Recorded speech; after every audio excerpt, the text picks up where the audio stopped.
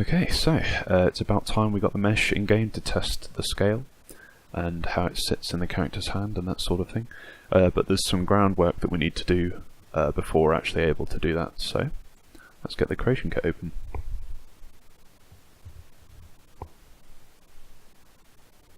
Okay, so this is my general layout. This is what I find easiest to work with. If you want to sort of copy my layout, then it might help following me more clearly. But basically this is the key window here, the object window. This is how we add, edit and adjust entries.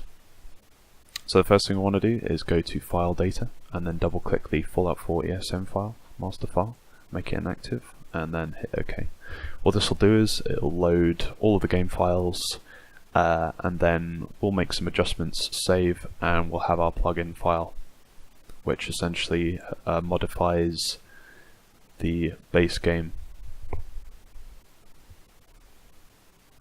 Okay, so it took a minute or two to load the files, but now we have all the files in the game loaded and we can start making our modifications. So we go to the weapon sub menu under items, we can find the 44. If we right click and preview, we can obviously get a preview of the model. So this will be useful later when we want to look at our own gun. So what we're going to do now is we're going to right click and hit duplicate.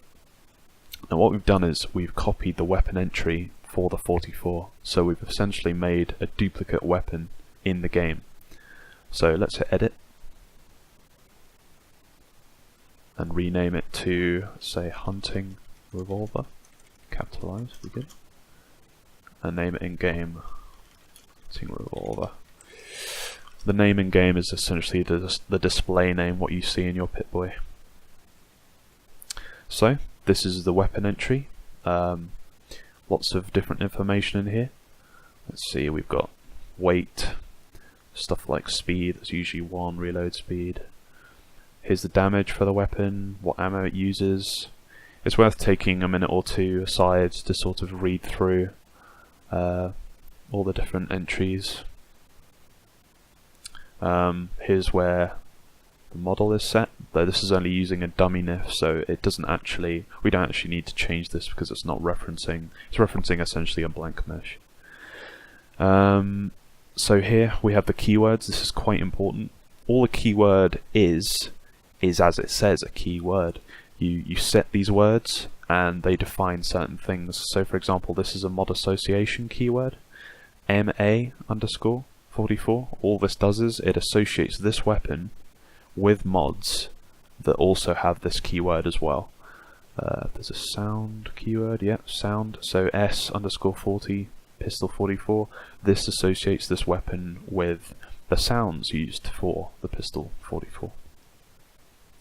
So next what we want to do is we want to go to our object template, and I think it's worth at this point me talking about mods. So each mod, for example, a grip, let's just quickly change this. It did change. Right, because it's the same model. Barrel, very short.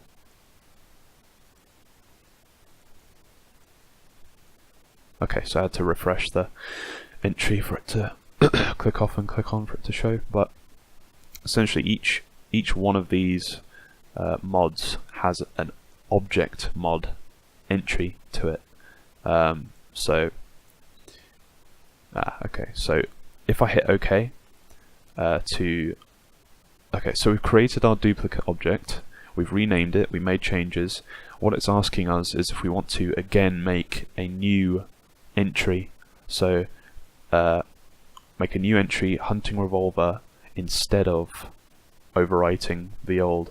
So what we want to do is we want to hit no to create a new form, and then it'll just ask us if we're sure, so hit yes. So we've then overwritten, you saw it for a second but it disappeared, we've now overwritten our old 44 copy with the name hunting revolver. So if we actually type hunting, obviously the rifle will come up as well. There it is, hunting revolver. So this search bar is useful for finding things, all the different files, entries that you've made. As long as you give it a sensible name and use that name throughout, you'll be able to find it. Just follow the naming conventions of the vanilla game is best, probably. So yeah, if we go to object mod, then we'll be able to see, if I type in 44,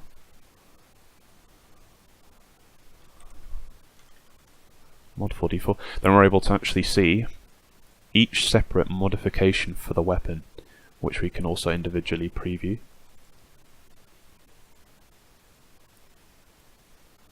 So this is effectively how mods work. Each mod also has its own entry, which looks like this. You've got the properties down here. This is probably the most important thing. These change how the mod adjusts how the gun essentially works. So you've got range settings here, how far the gun can shoot, the additional action point cost, which is actually lesser because it's a snub-nosed barrel. It's easier on the action points, as well as other things like changing the weight and the value. Yeah, so here we have the loose mod, which is also called a misc mod. What this does is, when you remove a mod from a gun and it goes into your mods tab in the Pip-Boy, this is essentially what you're seeing. Let's go and check it out. So, barrel short. We need to go into miscellaneous, I believe. Or not. Ah, yeah, it's right here. Okay, barrel short. So this gives us, mods are usually always half a kilogram, 0.5. This is the name of the modification in the inventory, obviously the ID of the entry, and the value. So the value is quite important because when you're at the workbench and you've got the list up, a barrel which has, or any mod which has a higher value, so 25, 26, this mod, because it has a higher value, will appear lower in the list. So it'll be barrel short and then barrel long. So that's how you order things in the list. So yeah, to overview, we have the weapon entry here, and then for the different parts of the weapon, the mods, or the object mods, we have these templates which hold the mod, and then each one of those object mods needs to have a misc mod attached to it in order so that when it gets removed, it gets put into the inventory. So the next thing I want to do is to delete these templates. It takes a second just to go through them.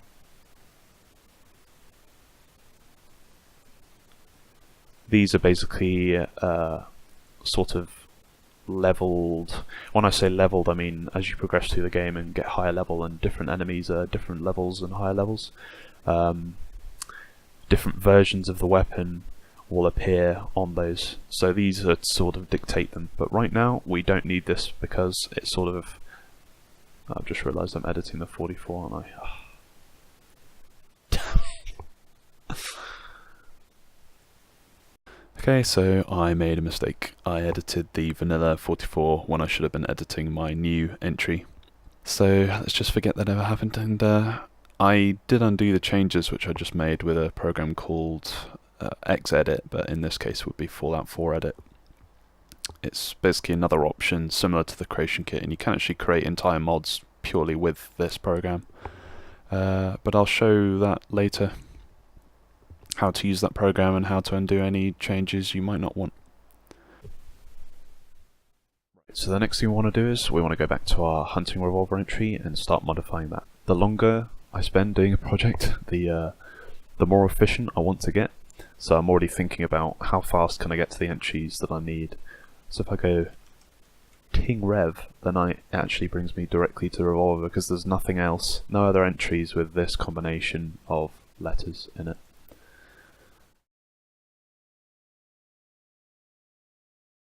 Okay, so we want to go to the object template, and then we want to start deleting these templates.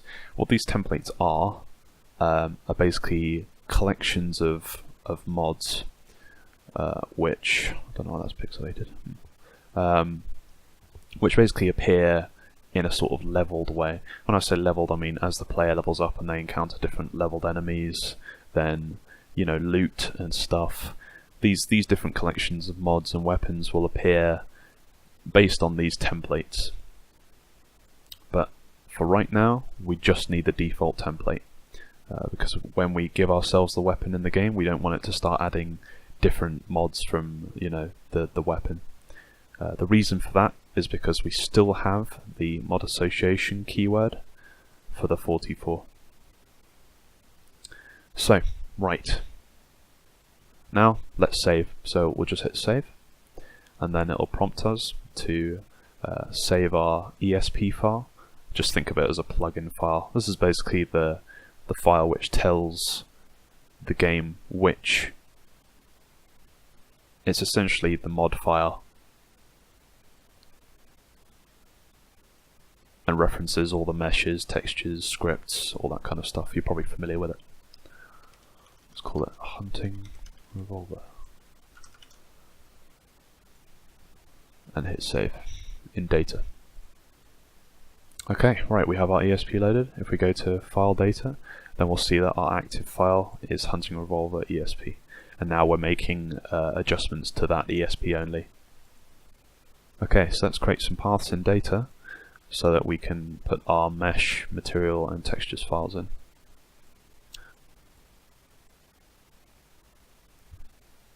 Okay, so this is my data folder. Let's go into meshes, weapons, and create hunting revolver.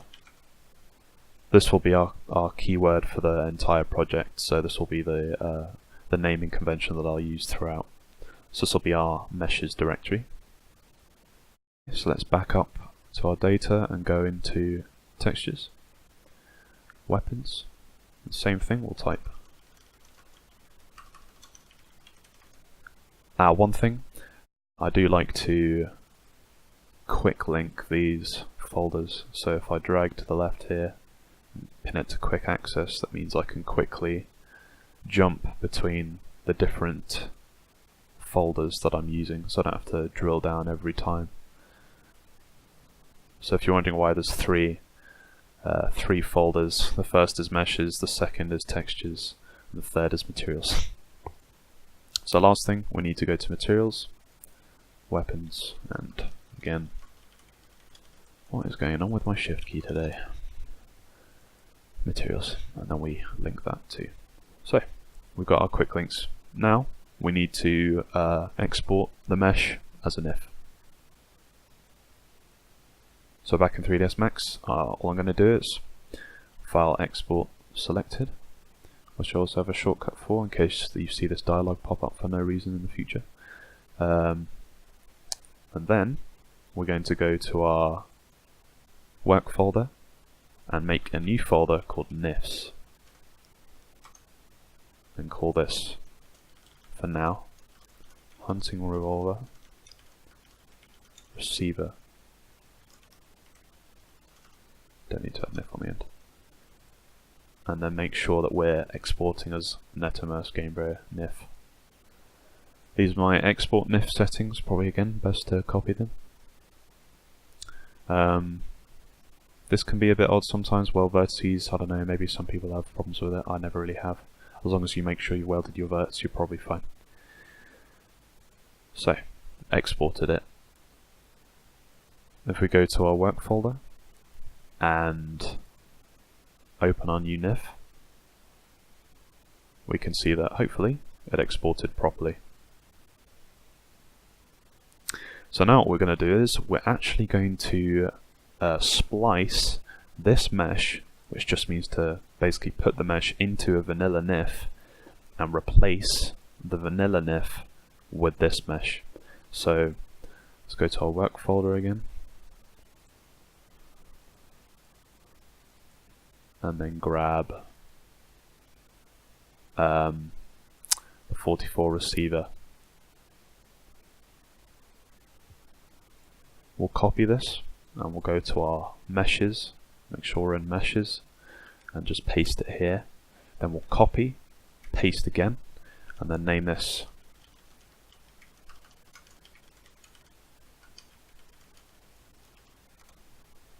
don't worry about the _1.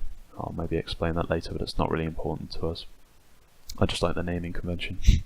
So what we've got here is we've got the vanilla 44, just for reference, and then we have also the vanilla 44, but we've renamed it to ours. So what we're going to do is Let me just put this here and this here, just so it's super clear what I'm doing. In fact, it might be best to talk through NifSkope first. So this is NifSkope. You've got your nodes on the left. Each node is a sort of different thing. You can tell what kind of node it is obviously by the name. These Ni nodes are probably the ones you're going to be seeing the most. They basically represent bones for animation.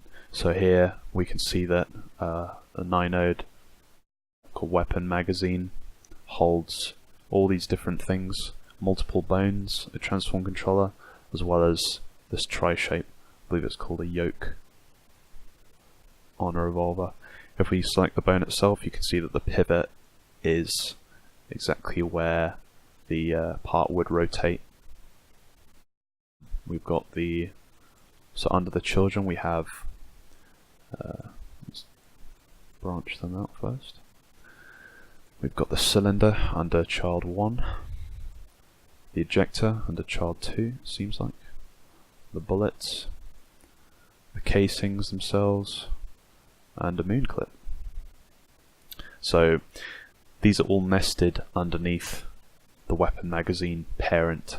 So we've got weapon magazine, which holds, if I move it out a few the other way, then you'll see that we actually have it all grouped up. And then if I accept that and then move out this, you can see how these are sort of organized.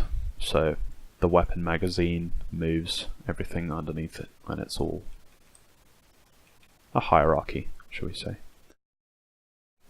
So what we're going to do is we're going to splice our mesh into this one by replacing this mesh under Magnum Receiver 0, tri-shape. Tri-shape obviously means that it's a mesh. Another thing, if we go into header and under strings, these are basically all the paths that the NIF uses and names. Probably not explaining this brilliantly, but we can see that this is a reference to what looks like an animation file.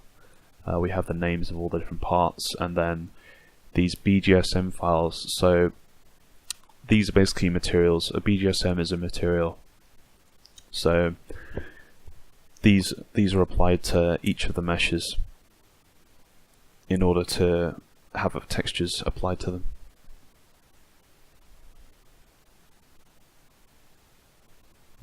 Okay, so let's close out of this one and not save our changes. Then come back and open it again. Right, so I'm going to go into my exported NIF, left click the mesh, right click it, go to block, copy. I'm going to go into the 44 receiver, click on the receiver so I can find it. It's under this node, which is Magnum Receiver. I'm going to right click the node, block, and paste. Whew. So this has put our revolver in. What we're going to do is we're going to first put it into position. So let's right click it and go into edit transform. If I click these spinners and then use the cursor keys, I can move it. So Y again is forwards and back, and Z is up and down, and you don't want to change X because that's left and right. So I'll get it roughly in the same position. Roughly. Hit accept, and now what we want to do is we see that it's still got this name that I gave it in 3ds Max. We want to basically steal this name, so we can see that in the header list it's number 28. So if we go in the header, open the strings, it'll be number 28 down this list. That's what the number on the end means. All we need to do is we need to double click here and hit 28, and then it has the same name. That's pretty important. Next we see that our mesh has no material, so again I'm going to steal the material from this one. So this time we look over here and see that it's stealing node 42. It's using node 42, but what I want to do is we want to go into shader, type 42, and now we basically It's not pretty, but we've stolen the 44 material. Okay, we've got these black triangles, so to fix that we're just going to simply go to Mesh and update tangent space. Because we have no UV mapping on our mesh to dictate how the textures should be applied, we're running into this issue where the textures really don't know how to map themselves to the surface. We don't need to worry about that. Okay, so now we can't have two duplicate receivers, so we need to delete the old one. So I'm just going to go to block and remove. Okay, let's hit save. Looks good, or as good as it can be. There's a few more things we can do. Right now our mesh is just one big mesh, so we can't really do the same process with the hammer or any of the other parts. This is purely for scale. We're not worried about the moving parts just yet. We can remove the old meshes, so before I do this I usually like to make a copy of the, make sure I've saved, and then make a copy of the NIF in case anything goes wrong. It does have an undo function, but I just think it's safer. So let's click on this tri-shape, and this time I'm going to remove branch. It's important before that I only did remove on the old mesh, because if you did remove branch it would also delete the lighting and shader property. So to go into more detail, if we have a tri-shape and it has a material applied to it, it's called lighting shader property, which holds the path for the material here, and the texture set, you don't need to put these in, but it'll find them itself here. So that's the general, what you should generally be looking for a textured mesh is a material and then a texture set. Okay, so I'm going to go ahead and start removing the hammer. The trigger can go. This small side detail, the latch. And we'll perhaps leave the cylinder. Or no, we'll get rid of the cylinder.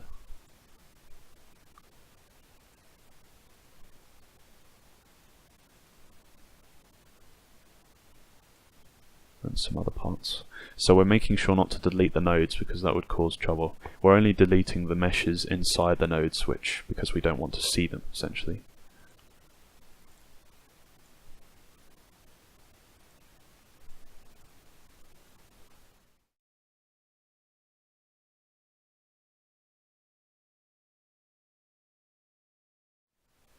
Okay, to be able to see the mesh more clearly, I would like to apply some placeholder textures just to turn it white and moderately shiny, just so we can see the mesh easier.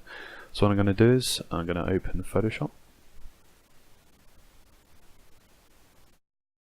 File New, and just make a quick 1024 by 1024, go for, wow, middling grey,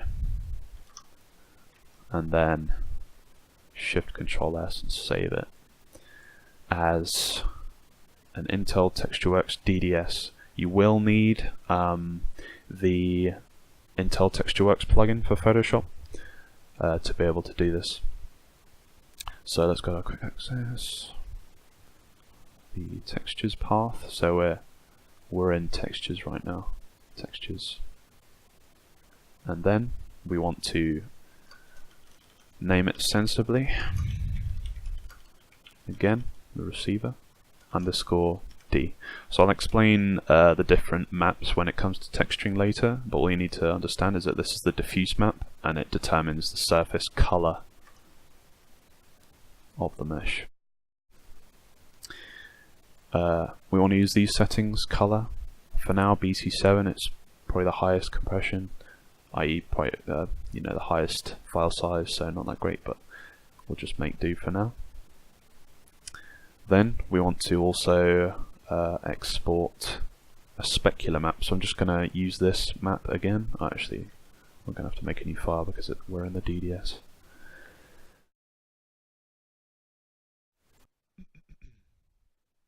So specular. The way the specular map works, don't worry too much about this right now, is the blue map is the blue channel is unused but the red is for the specular, which is how strong the highlight is on the model, and the green is for the smoothness or glossiness or roughness, which is how matte the surface appears, or how sort of rough, how wide that highlight is. Again, I'll explain all this later, I don't need to worry too much about it now. Go for slightly higher, lighter colour. Okay, so I'm just going to hit fill, and maybe lower the green channel a bit, just so it's not quite as shiny, which gives us this weird pink colour. So let's go for, I've just noticed that there is some alpha information in the diffuse which we don't want. Again, same preset, close that, and then let's open, let's go to our textures.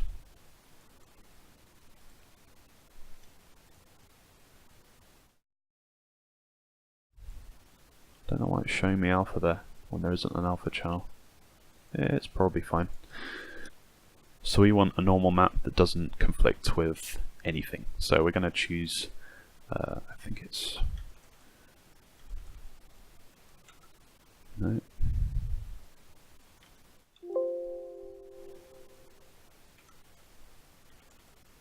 Nope. There we go. 128.128.255. And paste it. So this basically just creates a normal map. A normal map determines how a mesh is lit, the features on it, and the edges. Again, I'll explain it more later. We can save this. I'll just click to reference the name as normal map. And this time we need to go for the highest anyway, BC5. Okay, so we've made our maps, and we can see all three of them. If my thumbnails program wasn't broken. Here. Now we need a material. Okay, so we're done with Photoshop. If we check our texture folder, we can see that we now have our three textures, the diffuse, the normal, and the specular.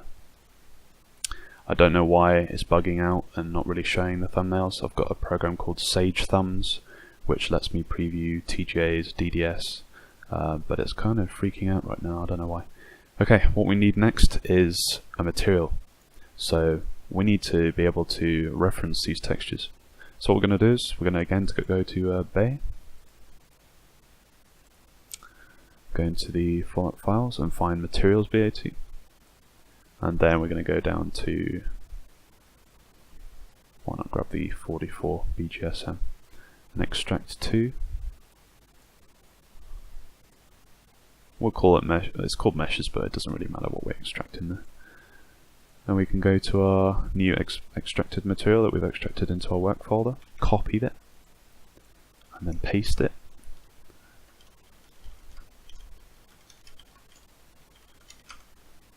And now we can see that it's currently referencing the vanilla meshes for the 44. All we need to do is use our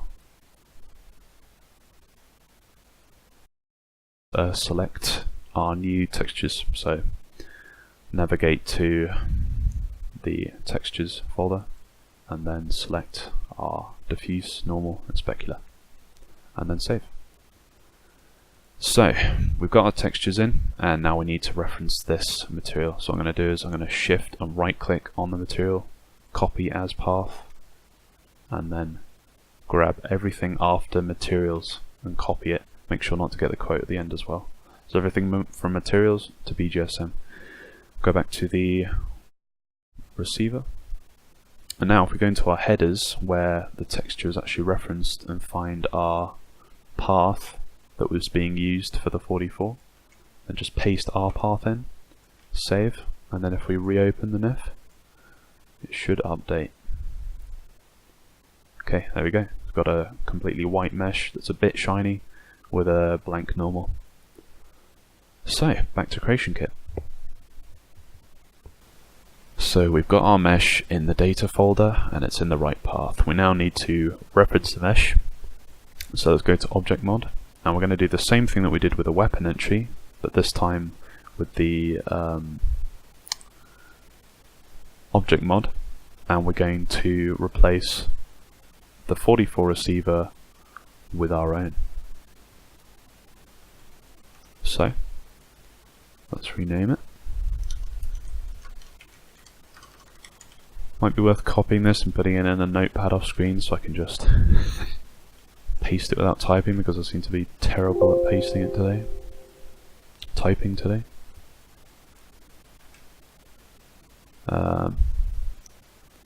Receiver, and then we're going to reference our new model.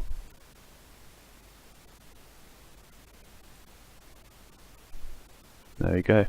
So the reason why the material is pink is because the creation kit, we made this material after the creation kit had started up. So if we were to restart the creation kit, it would load this material and understand what exactly is going on there. So we're actually still using the material key mod association keyword for the 44. All we need to do is create a new keyword. So actually what I'll do is I will close this for now. No, yes. And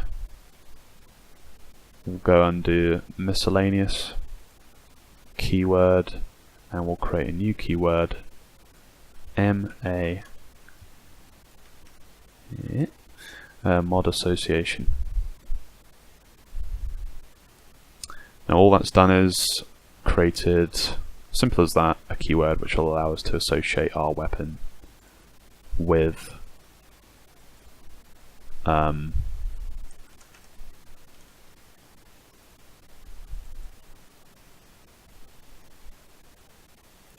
the mods for the weapon. So if we right click and delete the old mod association keyword and add our new one, hunting revolver, now when it goes to the workbench it won't be able to apply 44 mods to it. It'll only look for hunting revolver mods. So let's make sure to go back to our receiver mod and change the association keyword to hunting revolver, and then save. Go to object template and then change our receiver from 44.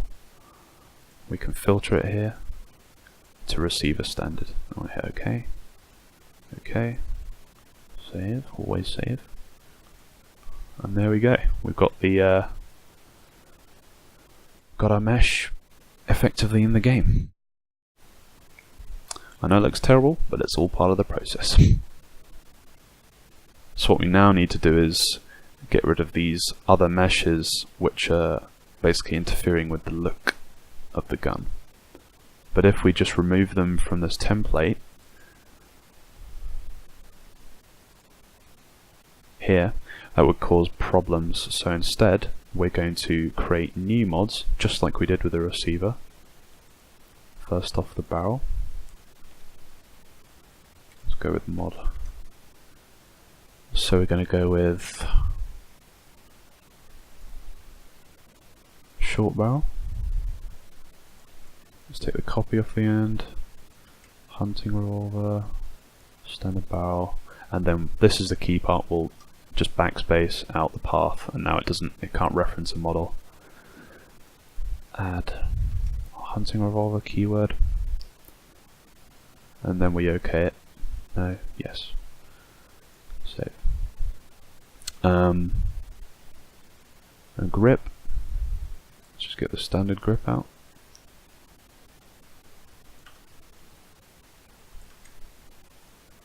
Remove the model. Add our keyword.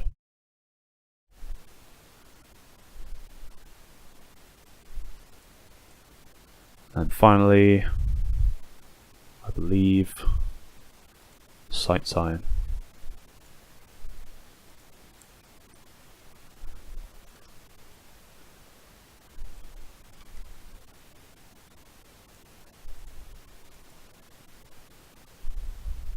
And then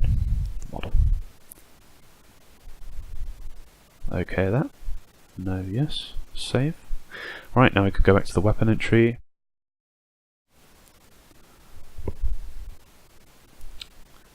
And change the mods to that of the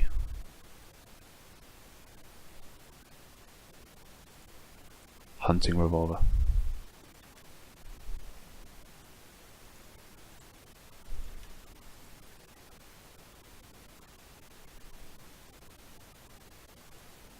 Okay. Now we see the revolver is free of any 44 mods. Now we can go in game.